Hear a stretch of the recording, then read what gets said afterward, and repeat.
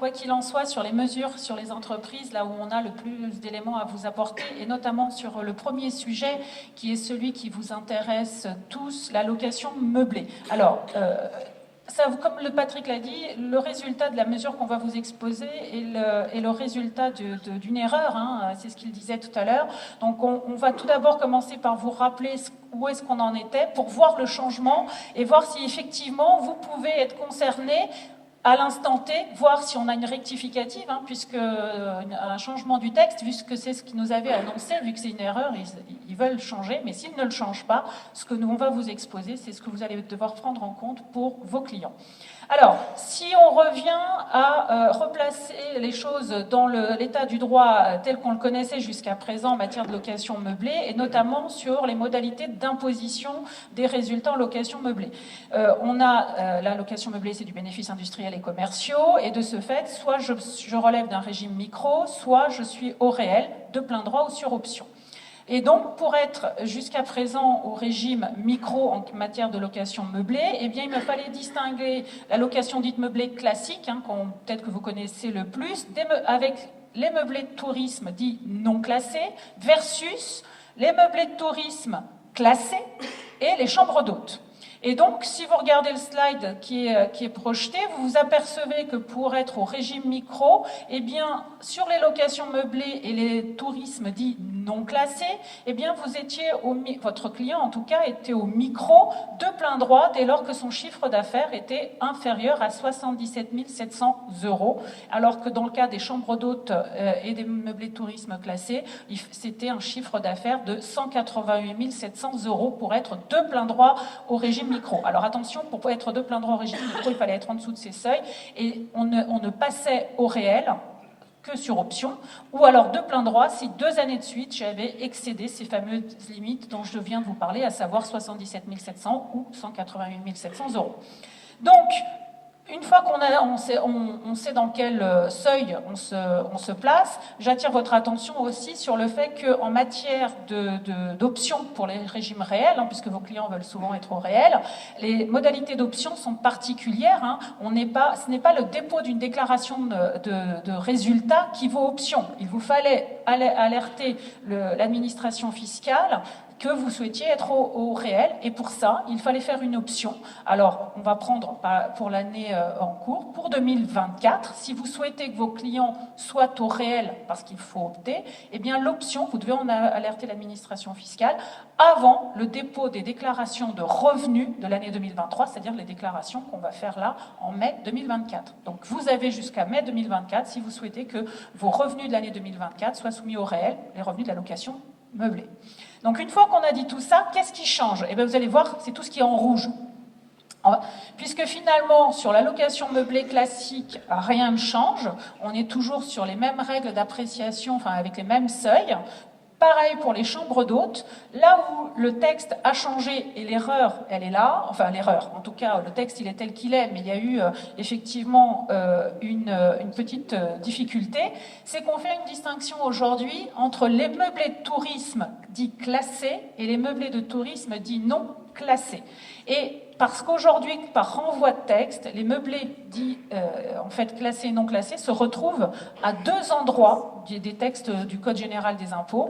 Et donc on arrive à la situation suivante, c'est que si votre client est un meublé de tourisme dit classé, eh bien il relève en l'occurrence du seuil de 188 700 € avec un abattement de 71%. Mais la particularité, c'est qu'on lui ajoute un abattement de 21%, donc si je fais 71 plus 21, ça fait 92%, dès lors que le logement se trouve dans une zone rurale non tendue et que le chiffre d'affaires de l'année précédente est inférieur à 15 000 €. Sinon, on reste à 71%, bien entendu, avec la possibilité toujours d'opter.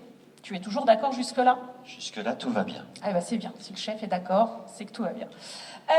Ensuite, le meublé de tourisme dit non classé, et c'est là où ça va vous rappeler des choses, même si c'est pas tout à fait la même chose. Eh bien, on me dit que si je suis un meublé de tourisme non classé, je suis au micro de plein droit dès lors que mon chiffre d'affaires est inférieur à 15 000 €.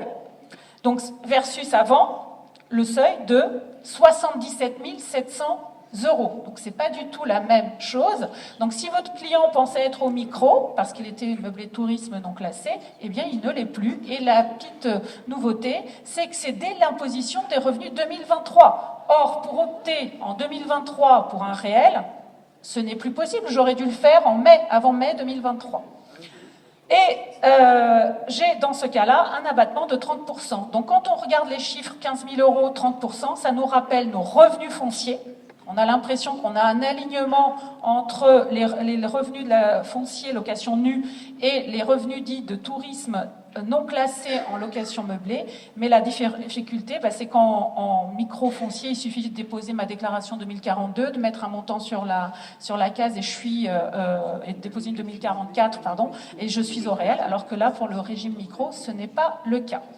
On en était là au niveau du texte. Alors la question qu'on a très régulièrement, c'est quoi finalement la différence entre un classé et un non classé?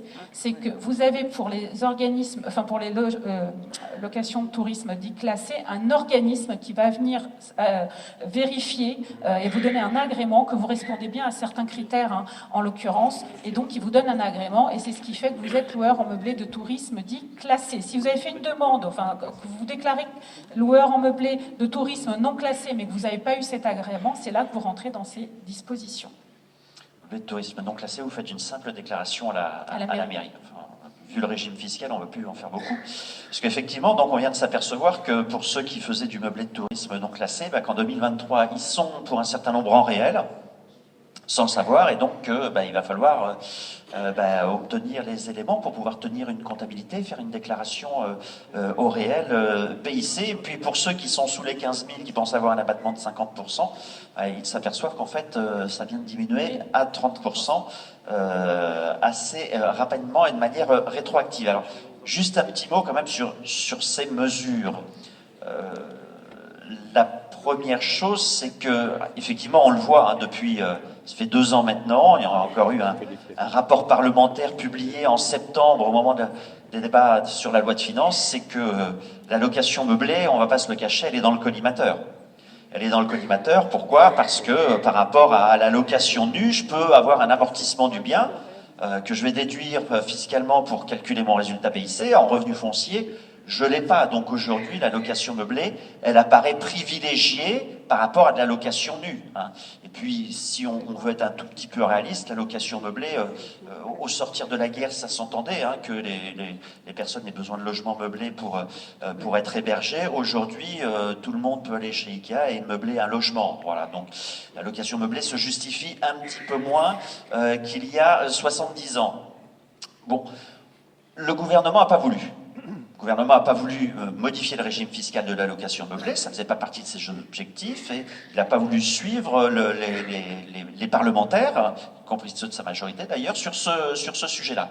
Donc il a décidé de rejeter, de mettre un avis non favorable à tous les amendements qui ont été présentés. Sauf que, comme on le disait tout à l'heure, dans la rédaction des textes soumis au 49.3, il y a un amendement du Sénat qui est resté, et c'est celui donc qui concerne les meublés de tourisme que Olga vient de vous présenter, avec manque de chance, une erreur de plume dans la rédaction de l'amendement qu'on a conservé dans le texte définitif soumis au 49.3, puisque pour nos meublés de tourisme non classés, on nous les met avec un seuil de 15 000 euros, un abattement de 30%, mais par renvoi, comme l'amendement est mal rédigé, on pourrait aussi leur appliquer le régime des 188 700 euros, puisqu'on nous parle des meublés de tourisme sans distinguer classés ou non classés dans le seuil des 188 700 euros. Bon.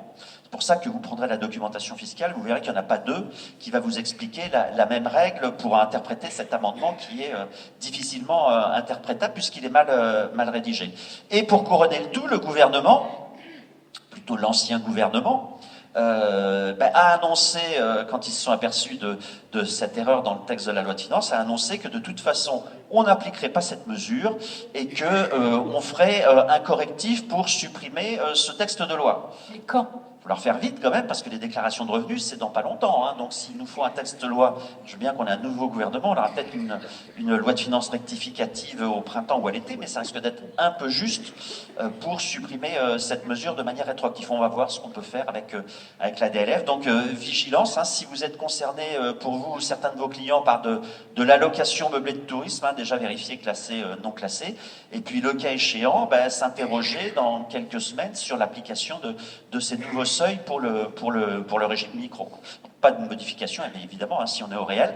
Alors, attention au parallèle avec les revenus fonciers, parce qu'effectivement, le seuil des 15 000 € pour la location meublée de tourisme non classée, elle est inspirée des revenus fonciers, hein, sauf que fonctionne pas pareil, hein, vous le savez, entre le micro BIC et le micro foncier. Hein.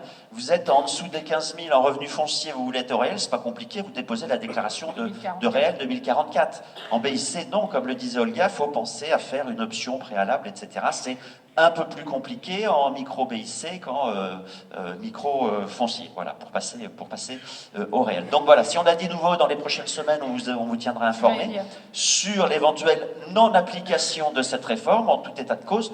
Voilà aujourd'hui ce qu'il y a d'inscrit dans le Code général des impôts et qu'on est censé appliquer quand on fera nos déclarations de revenus 2023. Et puis c'est à se demander s'ils sont déjà prêts pour toutes les cases et distinguées dans les déclarations. Oui, tout à fait, ça implique encore des modifications de nos déclarations de revenus.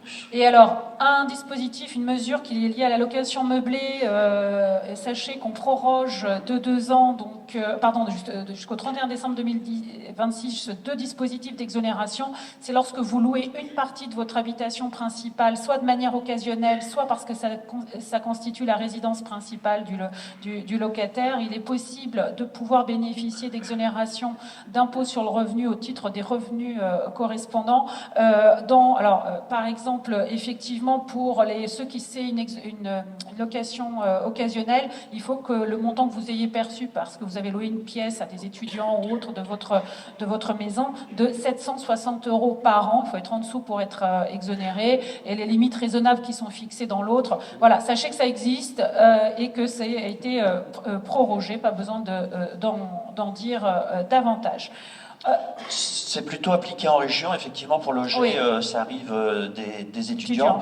Oui. Vu les seuils, ça ne marchera pas pour les JO à Paris, je te le dis tout de suite. Hein. Ça, c'est comme Patrick aime à le dire, c'est 1 heure sur un balcon. Pour être en dessous du seuil, hein, voilà. 760. Mais, un sujet par contre, si vous avez qui est important et que vous avez des clients qui sont agents généraux d'assurance et effectivement qui exercent en nom propre, donc en entreprise individuelle et non pas dans le cas d'une société, vous savez qu'en matière d'impôt sur le revenu, il y a beaucoup de dispositifs qui permettent d'exonérer quand on vend son entreprise individuelle, son fonds de commerce. Là, en l'occurrence, dans le cas particulier des agents généraux d'assurance, ce qu'a souhaité le législateur, c'est mettre fin à une incohérence qui existait selon ce que l'agent général d'assurance décidait de faire. Je m'explique. L'agent général d'assurance qui décide de partir à la retraite ou qui part à la retraite et qui vend, ou qui part à la retraite, ou qui ne part pas à la retraite mais qui vend à un tiers, eh bien, pouvait bénéficier d'exonérations jusqu'à présent. Et ces exonérations, il y en avait 2. L'exonération des plus-values professionnelles en cas de départ en retraite, que vous connaissez, avec toutes les conditions. Alors, c'est une exonération uniquement d'impôt sur le revenu. Ou alors, s'il faisait une vente de ce qu'on dit de gré à gré, c'est-à-dire qu'il vend à un tiers, eh bien, il avait la possibilité de bénéficier du texte qu'on vous cite derrière à l'écran, 238 quindecies, c'est-à-dire qu'on vend pour moins de 500 000 € une branche complète d'activité, voire pour une exonération partielle, moins de 1 million. Et donc, dès lors qu'on était là, eh bien, la question s'est posée de savoir, quand je suis un agent général d'assurance qui cesse son activité, c'est-à-dire que je ne pars pas à la retraite, je cesse juste mon activité, parce que j'ai décidé de changer de vie, voyez, par exemple, eh bien, je reçois une indemnité compensatrice de la compagnie d'assurance. Cette indemnité compensatrice, est-ce qu'elle était exonérée?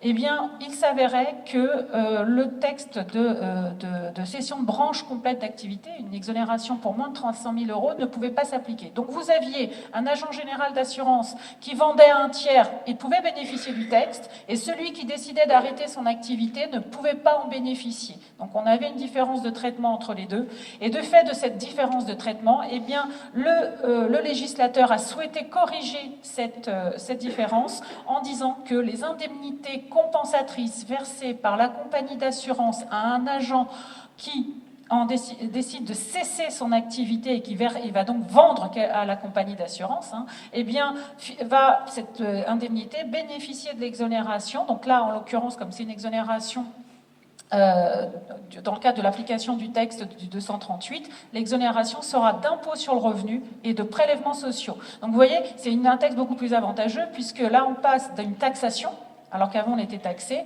et bien aujourd'hui on va être exonéré d'impôt sur le revenu et de prélèvements sociaux si on répond à ces conditions, d'autant que c'est tout de suite applicable. C'est un des textes qui prévoit une exonération pour toutes les indemnités perçues à compter de l'année 2023. Donc si vous avez dans vos portefeuilles clients des agents généraux d'assurance qui ont cessé leur activité, que cette indemnité versée par la compagnie d'assurance est inférieure à 500 000 €, ils sont, du fait de ce dispositif, exonérés d'impôt sur le revenu et de prélèvements sociaux, alors que dans le cas d'un départ en retraite, il aurait été exonéré que d'impôt sur le revenu.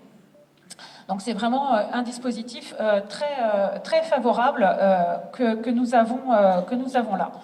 Et toujours en matière de fiscalité d'entreprise, vous vous souvenez tout à l'heure, je vous parlais des entreprises innovantes pour lesquelles, en tant que contribuable personne physique, on allait pouvoir bénéficier d'une réduction d'impôt. Eh bien, en tant qu'entreprise dite innovante, et notamment parce qu'on a le statut de jeune entreprise innovante ou JEU, jeune entreprise universitaire, et qu'on répond à certains critères, comme vous le disait Patrick, on a des exonérations d'impôts sur les bénéfices, des exonérations d'impôts locaux et une exonération temporaire de charges sociales. Mais pour pouvoir avoir ce statut de jeune entreprise innovante, il faut que l'entreprise réponde à certains critères, et notamment, donc, être une PME au sens communautaire, c'est un critère qu'on retrouve très régulièrement dans les dispositifs, avoir été créé depuis au moins de 8 ans, donc j'ai une entreprise de moins de 8 ans, être entreprise nouvelle et avoir des dépenses de recherche, et c'est là le critère important, réaliser des dépenses de recherche qui sont d'au moins 15% des charges fiscalement déductibles. Donc pour ceux qui ont des clients concernés par le statut de JEI, savent pertinemment qu'il faut répondre à ce critère de 15% de dépenses dépenses de recherche et développement pour être éligible. Et enfin, il y a des conditions de détention du capital à 50% par des personnes physiques. Qu'est-ce qui va changer? Alors, il faut y aller par étapes. À chaque fois, quand on a lu le texte la première fois, on s'est dit, oh là là, ça a l'air obscur. Eh bien, tout d'abord, on nous dit, je vais créer un nouveau statut. On avait le statut JEI, JEU. Eh bien là, je dis, on a un nouveau statut à compter du 1er janvier 2024, c'est les JEC, les jeunes entreprises de croissance. C'est-à-dire que je ne suis pas, comme je disais tout à l'heure, encore une jeune entreprise innovante, mais je vais bientôt peut-être le devenir. Mais en attendant, je suis en croissance, et donc mes dépenses de recherche sont entre 5 et 15%. Mais c'est comme disait Patrick, c'est quand même un seuil qui est rabaissé. On crée ce statut par rapport à la condition des dépenses de recherche. Donc là, nouveau statut, c'est création d'un nouveau statut. Et enfin, on me dit, mais attention, je supprime à compter du pour les JEI créés à compter du 1er janvier 2024 les avantages. Donc on crée un nouveau statut, mais on supprime les avantages en matière d'impôt sur les bénéfices. J'allais y venir. Donc autrement dit, ce qu'on est en train de vous dire, c'est que les JEI, les JEU, les JEC existent toujours, mais pour bénéficier des avantages, il faut avoir été créé avant le 1er janvier 2024. Donc une entreprise aujourd'hui, vous avez une entreprise, elle va faire des dépenses de recherche. Ces dépenses de recherche sont comprises entre 5 et 15%. Elle a moins de 8 ans. Elle répond à tous les critères qu'on vient de voir. Eh bien, si vous regardez le tableau, eh bien, elle aura droit à une exonération d'impôt sur les bénéfices, à une exonération d'impôts locaux, voire à une exonération de cotisation sociale. Par contre, si je suis créé après le 1er janvier 2024, je n'ai droit à rien, sauf aux exonérations de cotisations sociales. Et aussi un peu locaux si je suis créé en 2026, entre 2024 et 2026. Donc il faut vraiment suivre on veut plus d'entreprises innovantes, vous avez compris l'objectif de la réforme, mais on ne veut pas que ça nous coûte cher, donc c'est pour ça qu'on supprime l'exonération d'impôt sur les bénéfices, mais ça veut dire quand même qu'on a baissé le seuil. En fait, la JEI, maintenant, c'est plus à partir de 15% de dépenses de recherche, c'est à partir de 5%. 5% de dépenses de recherche, ça peut concerner beaucoup plus d'entreprises que c'est le cas aujourd'hui. Et il faut bien avoir en tête la chose suivante, c'est qu'on crée le label JEC à compter du 1er janvier 2024, mais ça ne veut pas dire qu'on doit être créé à compter du 1er janvier 2024. Vous avez parmi vos clients certainement des entreprises qui ont moins de 8 ans, qui font 5% de dépenses de recherche, donc qui ont le label JEC à compter du 1er janvier 2024 et qui donc rentre dans le dispositif d'exonération sur les bénéfices. Si j'ai été créé il y a 4 ans, que je fais 5% de dépenses de recherche, ça veut dire que je suis une JEC au 1er janvier, et comme j'ai été créé avant 2024, il y a 4 ans, j'ai droit aux exonérations d'impôts sur les bénéfices, d'impôts locaux et de charges sociales. Donc ça veut dire qu'il faut quand même réfléchir parmi vos clients, si vous n'en avez pas, des entreprises qui ont moins de 8 ans et qui font ces 5%, parce qu'elles sont d'ores et déjà éligibles à tous nos dispositifs d'exonération. Et alors, toujours en matière d'exonération, là encore, eh bien, sachez que pour tous ceux, et je suis sûre qu'il y en a dans l'assistance, qui connaissaient les ZRR, les BER, les ORCOMIR, tous ces dispositifs qui entraînaient une exonération d'impôts sur les bénéfices, voire une exonération d'impôts locaux, eh bien, ces dispositifs sont maintenus, bien entendu, mais jusqu'au 30 juin 2024, et ils vont se poursuivre dans les effets pour toutes les entreprises qui ont bénéficié jusqu'à présent. Mais à compter du 1er juillet 2024, eh bien, ces 3 mécanismes d'exonération vont être fusionnés pour n'en faire qu'un et devenir France Ruralité Revitalisation. Donc, toutes les entreprises qui seront installées dans ces zones dites France Ruralité Revitalisation vont, elles, et qui vont se créer à compter de cette date-là, bénéficier des avantages fiscaux qui y sont attachés. A priori, le texte est maintenu tel que vous les connaissiez, avec quelques ajustements pour tenir compte du fait qu'on fusionne trois dispositifs. Donc, il faut que votre entreprise soit créée donc, entre le 1er juillet 2024 et le 31 décembre 2029, qu'il s'agisse peut-être d'une reprise d'une entreprise en difficulté. Donc là, on retrouve les critères qui étaient donnés pour les autres avantages. Et être une PME communautaire, avoir une activité opérationnelle, être dans une zone éligible, et toujours avec la même particularité lorsqu'on a une activité dite non sédentaire. Dans ce cas-là, il faut au maximum 25% du chiffre d'affaires réalisé en dehors de la zone. Il ne faut pas s'inquiéter, l'administration fiscale va bien nous commenter l'ensemble de ce dispositif le moment venu. Et donc, si on répond à tous ces critères, nous aurons une exonération d'impôt sur les bénéfices de 5.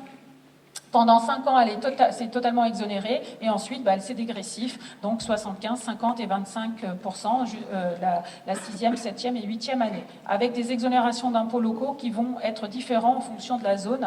Vous verrez dans la documentation, il y a même des dispositifs ZFRR+, donc en fonction des critères qui vont être donnés. Donc affaire à suivre. Donc vous aurez peut-être parmi vos clientèles 2 régimes différents, ceux qui étaient sous l'ancien régime en ZRR, et puis ceux qui vont se créer à compter du 1er juillet 2024 qui vont être dans le nouveau. Pourquoi 1er juillet 2024 ? Parce qu'on va redéfinir les zones, donc ce ne sera pas forcément à l'identique. Les ZRR avant qui vont devenir les ZFRR, et donc on va avoir un décret à apparaître avant le 1er juillet 2024 pour bien nous définir ces zones du territoire qui sont concernées par ce nouveau régime. Donc vigilance aussi sur le découpage à venir du territoire. Et alors si vous vous posiez la question de savoir ce que devenaient les autres dispositifs d'exonération en matière de bénéfices, parce qu'on en a d'autres, les ZFU, les RCV. Alors ce qui est bien, c'est qu'aujourd'hui on aura, tous les ORCOMIR, comme ça vous aurez appris un nouveau mot. Voilà, ils sont tous prorogés. On vous a fait un petit tableau, il suffira de s'y reporter. Prorogation entre 2024, 26 ou 27, la plupart d'entre eux sont prorogés. Et enfin, Patrick, on change de mesure. Voilà, pour continuer en mesure sectorielle, les bénéfices agricoles, quelques changements. Du côté des bénéfices agricoles, il y a 2 mesures importantes quand même à avoir en tête dans cette loi de finances, qui sont plutôt des mesures favorables pour soutenir le monde agricole et pour lui permettre, c'est l'exposé des motifs, d'entamer sa transition environnementale. On va revoir les seuils du régime micro-BA. Je ne vous détaille pas parler du micro-BIC tout à l'heure, du micro-foncier. Là, maintenant, on est dans le micro-BA. Donc, on regarde la moyenne du chiffre d'affaires des 3 exercices précédents. On a un seuil, 91 900 €. Si on est en dessous, on est de plein droit au micro-BA. Si on est au-dessus, on est au régime réel. Toujours le même principe, possibilité d'opter avant le dépôt de la déclaration de résultats de l'année précédente.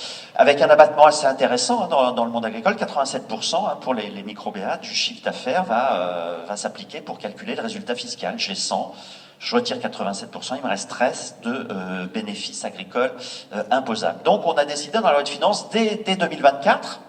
Donc, pour savoir si on est au micro-BA en 2024, il faut appliquer le nouveau seuil, vous voyez, qui passe de 91 900 à 120 000 euros de moyenne triennale de chiffre d'affaires. Donc, on a quand même revalorisé assez considérablement le seuil micro-BA. Donc, je vais regarder. Moyenne de chiffre d'affaires 2021, 2022, 2023. En dessous de 120 000 euros, je suis donc de plein droit au régime micro. Hein. Donc ça veut dire que si je faisais 100 000 euros de chiffre d'affaires au cours des 3 dernières années, je pensais que j'étais au micro en 2024. Attention, je pensais que j'étais au réel en 2024. Attention, je suis passé de plein droit au micro. Donc si je veux rester au réel, il va falloir penser à opter avant le mois de mai 2024. Donc ça, c'est la première mesure. La deuxième mesure, toujours pour favoriser un petit peu le monde agricole, c'est le relèvement du seuil de l'exonération des petites entreprises. Vous savez, on a un dispositif qu'on utilise assez souvent, qu'on appelle le 151 septies dans notre jargon, qui nous permet d'exonérer les plus-values, toutes les plus-values, y compris sur les biens immobiliers, sauf les terrains à bâtir, d'exonérer d'impôt sur le revenu, mais également de prélèvements sociaux, toutes les cessions ou toutes les sorties d'actifs, notamment quand on est un entrepreneur individuel qui exerce depuis au moins 5 ans et qu'on a un chiffre d'affaires qui n'excède pas certaines limites. Vous connaissez le régime avec les seuils de chiffre d'affaires. Pour les activités de vente et les activités agricoles, on disait, dès lors que la moyenne du chiffre d'affaires des 2 exercices précédents n'excède pas 250 000 euros, exonération totale des plus-values. Exonération partielle si mon chiffre d'affaires est entre 250 000 et 300 000 euros. Donc c'est ce qu'on appelle l'exonération des petites entreprises. Et pour les activités de prestation de services ou BNC, le seuil c'était 90 000 euros de chiffre d'affaires, exonération totale de ma plus-value, quel que soit le montant de ma plus-value. Hein. On regarde que le chiffre d'affaires. J'ai un bien immobilier que je vais vendre 500 000 euros ou 1 million d'euros, j'ai une énorme plus-value, peu importe, dès lors que je respecte les seuils de chiffre d'affaires, 90 000 BNC, exonération totale, entre 90 000 et 126 000, exonération partielle. Oui, quand on est à l'impôt sur le revenu, le texte que Patrick vient vous exposer est le texte le plus large et le plus favorable, puisque en l'occurrence, il exonère, comme il l'a dit, d'impôt sur le revenu, de prélèvements sociaux, il vise tout, même la cessation d'activité, la vente, même l'apport à soi-même, puisqu'il n'y a pas de condition aujourd'hui dans les textes qui prévoient pour ce texte que je ne peux pas me céder à moi-même, alors que dans les autres, il y a cette condition. Quand on est à l'impôt sur le revenu, c'est vrai que ce dispositif est vraiment très avantageux. Et donc pour nos agricoles. Et donc pour nos agricoles, vous voyez que vous avez le même seuil que pour les BIC, hein, pour faire court sur le schéma. Et vous voyez qu'on va déconnecter les seuils des activités BA, des autres activités, puisqu'on va passer ce seuil de chiffre d'affaires, non plus de 250 000 à 350 000. Donc dès lors que la moyenne des 2 exercices précédents de mon BA n'excède pas 350 000 euros, j'aurai une exonération totale de toutes mes sorties d'actifs. Donc toutes les plus-values sur actifs sont concernées, impôt sur le revenu et prélèvements sociaux. Et exonération partielle, lorsque la moyenne de mon chiffre d'affaires des 2 exercices précédents est compris entre 350 000 et 450 000. Donc vous voyez qu'on a désormais, avant on avait deux seuils de chiffre d'affaires, on en a 3. Hein, on a le seuil des ventes BIC jusqu'à 250 000, exonération totale, prestation de services BNC 90 000, et puis pour les BA, c'est 350 000 euros de chiffre d'affaires, donc à avoir en tête si vous avez des clients qui relèvent des BA et qui sont amenés à cesser leur activité ou à reprendre certains actifs pour leur propre compte. Alors, comme pour les particuliers, hein, chaque loi de finances comprend des mesures sur les crédits d'impôt. Alors là, en matière de fiscalité d'entreprise, les crédits d'impôt sont beaucoup plus nombreux que les réductions d'impôt. Et notamment, alors, il y a quelque temps, il y a eu une loi sur l'industrie verte, et la loi de finances en fait l'écho avec la création d'un crédit d'impôt pour investissement en faveur d'industrie verte. Alors, c'est une mesure très sectorielle, vous allez très vite comprendre, on vous en dit juste trois mots très rapidement. Elle concerne en fait les entreprises qui vont investir dans la production de batteries, panneaux solaires, éoliennes ou pompes à chaleur. Donc, dès lors qu'on est dans ces activités-là et qu'on va faire des investissements, eh bien, et encore qu'on ait un agrément de l'ADEME, on pourra bénéficier d'un crédit d'impôt qui va, alors là-bas c'est 20%, mais qui peut aller jusqu'à 60% en fonction de critères qui sont fixés dans la loi. Et bien entendu, pour en bénéficier, ce dispositif, c'est tous les investissements qui vont être faits jusqu'au 31 décembre 2025, sous réserve qu'on ait obtenu cet accord, cet agrément de l'ADEME. Et donc certains ont déjà commencé, pour ceux qui sont concernés, à déposer ces demandes d'agrément depuis le 27 septembre. Voilà, 3 mots sur ce crédit d'impôt. Et enfin, comme pour les particuliers, les éventuelles prorogations de crédit d'impôt dans ceux qu'on a répertoriés, sur lesquels, même sur la hotline de Infodoc Expert, on peut avoir des questions, qui sont vos questions. Eh bien, nous avons le crédit d'impôt métier d'art, qui intéresse certains d'entre vous. Et ensuite, effectivement, si vous êtes dans le monde du spectacle, vous avez tous les crédits d'impôt qui sont prorogés jusqu'en 2027, métier d'art 2026 et les autres 2027. Voilà, que dire sur d'autres? Eh bien, en fiscalité d'entreprise, dans la sélection qu'on a faite, à part le scoop sur les selles dont on vous parlera tout à l'heure, je dirais que là, on en a fini.